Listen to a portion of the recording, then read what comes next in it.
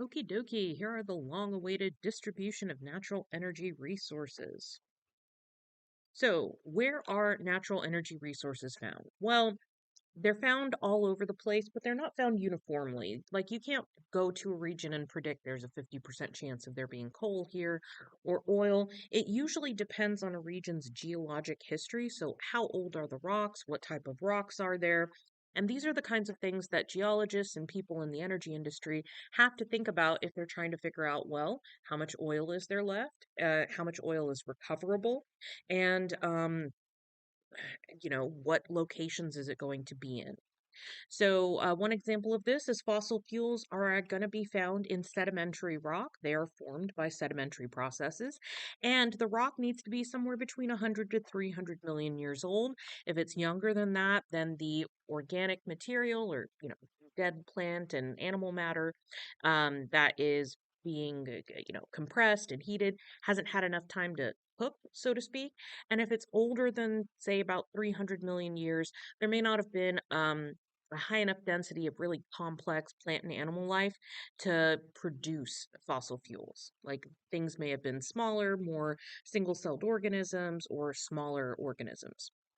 So, geologists can help determine where these deposits are found by looking at what type of rocks there are in a location and what the age of those rocks are, and determining how likely they are to contain either coal or crude oil, natural gas, or any of the other less traditional oil resources.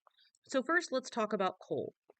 So, coal is found in layers called seams. This has to do with how the coal was formed.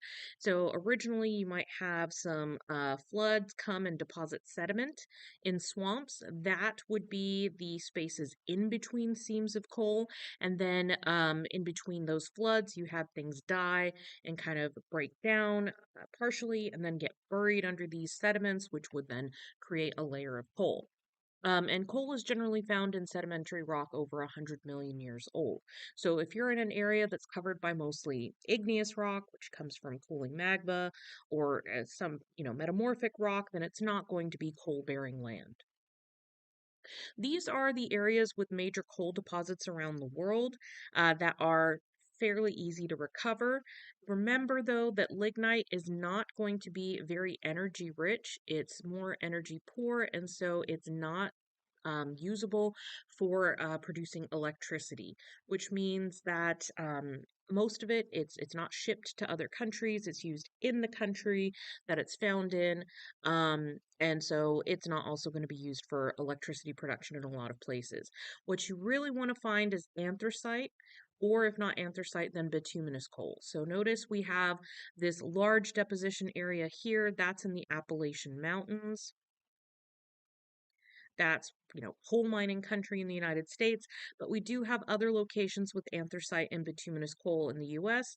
A lot here in the deserts, kind of in the southwest United States, some here in kind of the edge of the Great Plains. Looks like there's some coal deposits in Mexico as well and Alaska, and some in the border between Canada and the US. If you look, Australia seems to have a large area of coal deposit. Um, Europe doesn't tend to have a whole ton, but I think that's also because a lot of what was available has been used.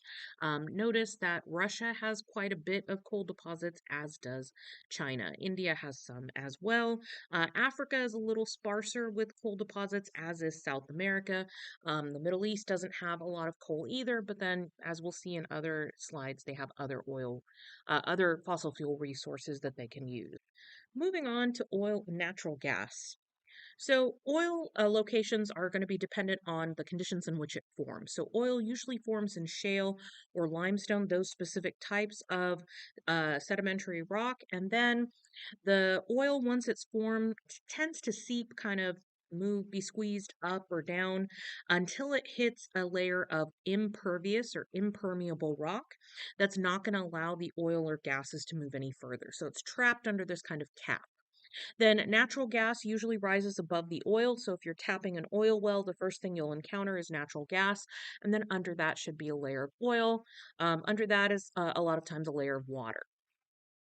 How do you find oil? Well, it's usually done by seismic surveys where you send sound waves into sites and then analyze the echoes of the sounds coming back, and that can help you determine when there's where there's gas and crude oil. This is an example here showing how that is used in kind of a deep ocean deposits when they're trying to find oil. Oil sands and oil shale are two non conventional sources of oil that are becoming more important as it's harder to find conventional sources of oil. So these are non traditional because they require a little more processing before you can get the oil out.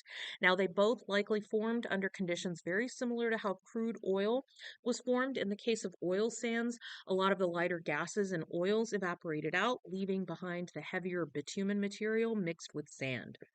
You can see that the largest area or the most rich area of oil sands is going to be in Canada, which is being exploited by Canada. And then you see a little bit in Venezuela as well, though there are some potentially mineable areas in other countries, like, for example, this chunk here in what looks like Russia on this diagram. They just may not have as much volume of oil, so they may not be as economically worthwhile to extract from. Then oil shales are also important. These are rocks where probably oil was in the process of forming and has not yet been subjected to enough heat and pressure to fully turn it into oil. I think of it as oil that hasn't fully cooked. And so you still need to process it some. You need to heat it, sometimes underground, so that way the oils can be um, kind of reacting a little more to become more like crude oil. The areas where you have a lot of this oil shale, there's a lot in the central part of the United States. In fact, in part of Texas, we have the I think the Bakken Shale, which has been used to produce oil as well. You've got a lot of deposits in South America. Russia is pretty energy rich, and China has a lot as well. You see some in the northern parts of Africa as well as South Africa. And so these are areas that will become more and more important as traditional oil sources are exhausted. All right, that was a very brief lesson.